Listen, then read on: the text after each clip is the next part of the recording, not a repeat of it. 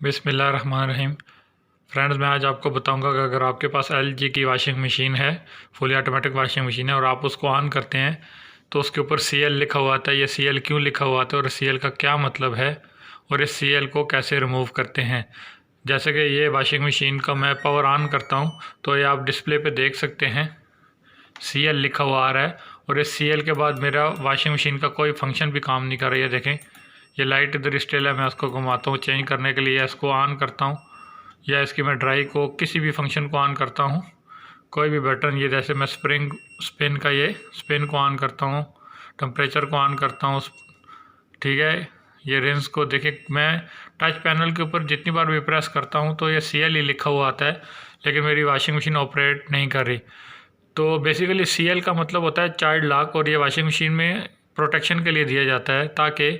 آپ کے بچے، چھوٹے بچے جو ہیں اس کے ساتھ کھیلیں نہیں اور اس کی سیٹنگ کو خراب نہ کریں،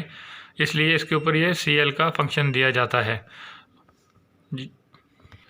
یہ جتنی نئی واشنگ مشینیں آ رہی ہیں ایل جی کی یا کسی بھی اچھی کمپنی کی بھی کوئی بھی واشنگ مشین آ رہی ہے تو اس کے اندر یہ سی ایل کا فنکشن دیا جاتا ہے تاکہ آپ کی واشنگ مشین ہے وہ بچے اس کے ساتھ کھیلیں گے اور اس کے پروگرامنگ کو اوپر نیچے کریں گے، یا کوئی غلط بٹن دبانے کی وجہ سے آپ کی مشین کی پروگرامنگ، کیونکہ یہ فلی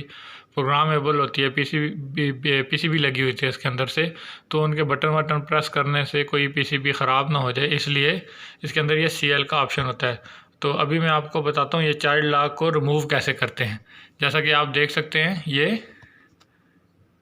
ڈیلے اینڈ چائلڈ لاک نیچے لکھا ہوا، اس کے اوپر آپ دبا کے ایسے پریس اینڈ ہولڈ کریں گے،